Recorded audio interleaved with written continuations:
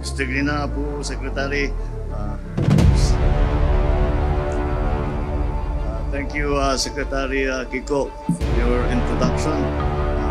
Kasama rin natin ang tawag ni Governor na the forever mayor ng PIDIG, pero ang title niya ngayon, Administrator. Alam nyo, itong mga proyektong ito yung mga proyektong ginawa namin dito ngayong araw. Galing lang kami sa Pasukin, sa Sulbec, na ginawang earthfill dam para maparami ang patubig. At alam naman po natin na lalo na kapag palay ang pinag-uusapan, ang pinaka-importante talaga ay ang patubig. Kaya dinadagdagan po natin ang irrigation at yan po ang tinatrabaho ni Administrator Guillen ngayon at para madagdagan ang ani ng ating mga magsasaka. At ngayon po andito po, siyempre kasama natin si Governor Matt, Apo Mayor, Apo Vice, parang Dr. Obian is also here. Ito po si Dr. Santi Obian is the unang namumuno ng PhilRise. Hanggang ngayon, he is still offering his help. Kami magpapasalamat. We need talents like yours to help us dito sa lahat ng mga pinapag-usapan natin, Doc Obian. Now only we can do it because dati hanggang dito lang sa Ilocos Ngayon, pwede na tayo sa buong Pilipinas. Lahat ng ating iniisip na gagawin ay maaari na natin gawin. At isa na ito. This rice processing facility is one of the most important aspects. Ito yung isa sa mahalaga na aspeto doon sa ating tinatawag na value chain. Dahil kung isipin natin, kung wala tayong processing, unang-una, yung drying natin, nandyan na naman sa kalsada, nandyan na naman sa basketball court, nandyan na naman kung saan-saan. At nasisira lang yung ani. Kaya mas maganda, meron na tayong malaking dryer dito. How big is it? It's 24 tons. 24 tons pero dalawa. There are two of them. So 24 tons ang capacity niya. Sa isang araw, kaya niyang ubusin yung 24 tons na yun. Kaya napakarami ang madry niya. Tapos papasok dito sa processing at 3 tons per hour. Ang labas ng nakita ko, nung pinaandar namin, nakita ko na yung bigas, ang ganda ng bigas. Naalala ko, tanghali na, nagutom tuloy ako dahil nakita ko yung bigas. But anyway, kaya mahalaga ito dahil ang mga farmer natin, halimbawa dito sa PIDIG, tinatanong ko kay Admin Eddie, nung wala pa ito, pagpapadala pa tayo ng palay natin hanggang sa Bulacan doon gigilingin. Sinong kikita ngayon sa processing? Yung may-ari ng processing, hindi yung farmer. Ngayon, dahil napunta na sa isang cooperative, itong ating processing, ay may babalik. Hindi na lalabas sa value chain ng PIDIG, ng Ilocos Norte, ang pag-process. Kaya, mababawasan ang gastos ng ating mga farmer. Alam nyo po, napakanipis lamang ang kita sa palay. At saka, kaya magkabagyo lang ng kaunti, kailangan tumaas ang presyo ng krudo, lumayo, masira yung processing, malayo ang pupuntahan. Wala na, nawawala kagad yung kita. Kaya nandito na ito, mas lalapad ang kita na ganyan, mas maganda ang magiging hanap buhay ng ating mga magsasaka. At nagdala rin kami ng mga gamit, mga traktor, iba't ibang gamit, pati na ang mga binhi at yung mga yung ayuda sa fertilizer at pesticide para sa ating mga farmer. Lahat-lahat. Ang dala namin, ang halaga is 71 million. Lahat-lahat ang dinala natin dito ngayon. Para naman, may pakita natin na talagang seryoso tayo. How many have we put of this around the country? 146. 146 na itayo na natin na ganito, 146 na sa buong Pilipinas. Si Admin Gillian, pinipilit niya, sabi niya, unahin na natin yung PIDIG. Sabi ko, wag, nakakahiya, baka sasabihin ng mga tao, inuuno lang natin yung sa atin. Kaya medyo nauna yung mga iba, pero ngayon, ngayong araw na ito, binubuksan na natin. At ito ay para sa mas magandang pagsasaka ng ating mga kababayan, ng ating mga tigipadig. Kasi kahit pagka ganito kalaki ang processing, hindi lang pidig ito, buong probinsya, para makikinabang dito.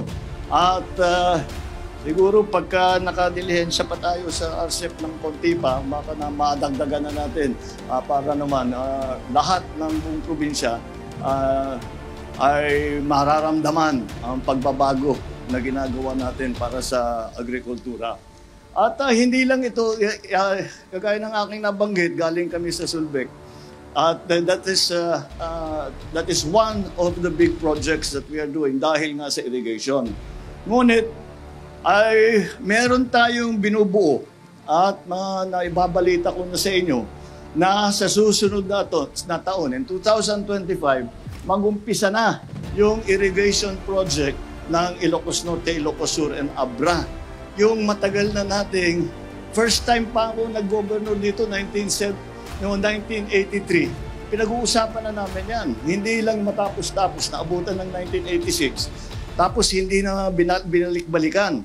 Kaya sabi ko, sayang naman yun. Ang naging problema pati, ay linagyan natin ng mga iba't ibang aspeto, hindi lamang patubig, kung hindi ngayon, meron ng hydroelectric power generation, meron na tayong pagkukuhanan ng irrigation, at saka gagamit din tayo para sa mga bahay-bahay, sa household supply ng fresh water. Kaya ito po ay buo-buo natin ginagawa para naman masabi natin.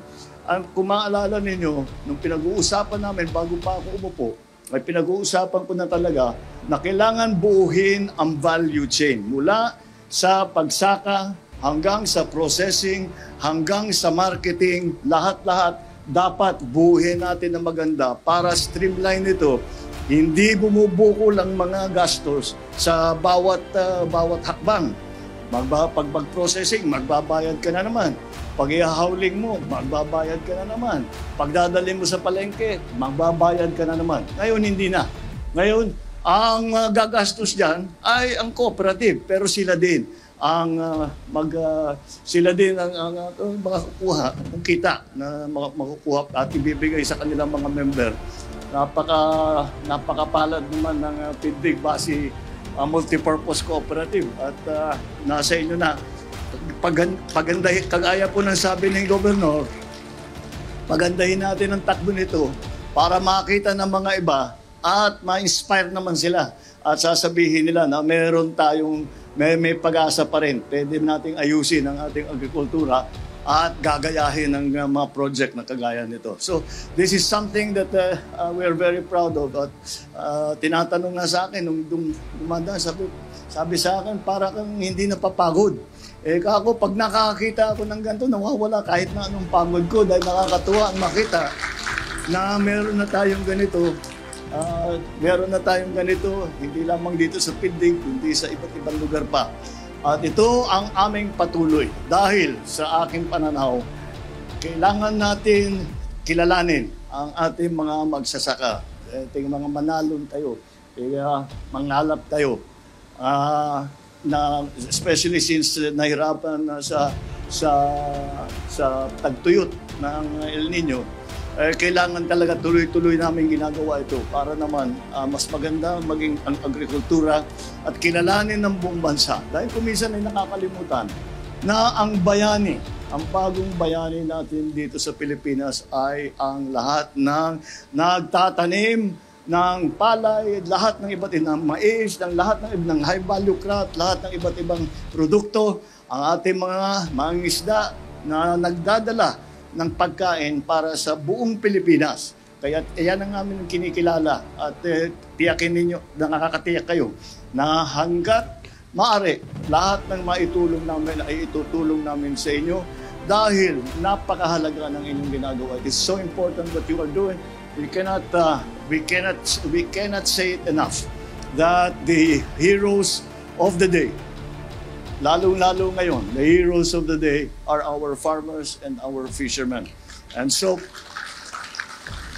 asahan ninyo ng inyong pamahalaan ay nandito kasama ninyo lahat. Sabihan nyo lang kami. Hindi, lagi naman kami bukas at nakikinig kung ano yung pangangailangan ninyo. At sabihin nyo, nandyan ang ating mga local government officials, nandyan yung mga representante ng mga iba't ibang ahensya. At syempre, nandito lagi ako. At, iba naman ng Ilocos Norte, may direct line sa palasyo yun. Hindi kaya hindi. Ito, kulitin ninyo si Vincent. Sabihin niyo, pumunta siya sa palasyo pag may kailangan kayo. Sigurado yun, hindi ako patutulugin yun hanggang basahin ko yung folder ninyo. So I'm very happy. Well, first of all, I'm very happy to be back in Ilocos Norte. But I'm also even more happy to be able to see that may progress yung ating ginagawa.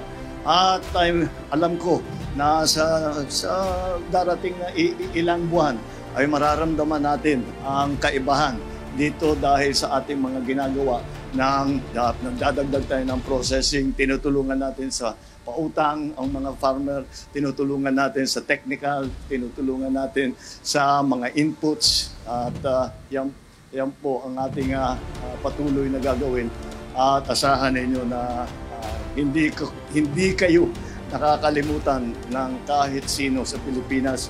Hindi kinakalimutan ang kontribusyon ninyo sa lipunan ng Pilipinas. Pagbuhay kayo, pagbiyak, bago Pilipinas na imbag na alay namin.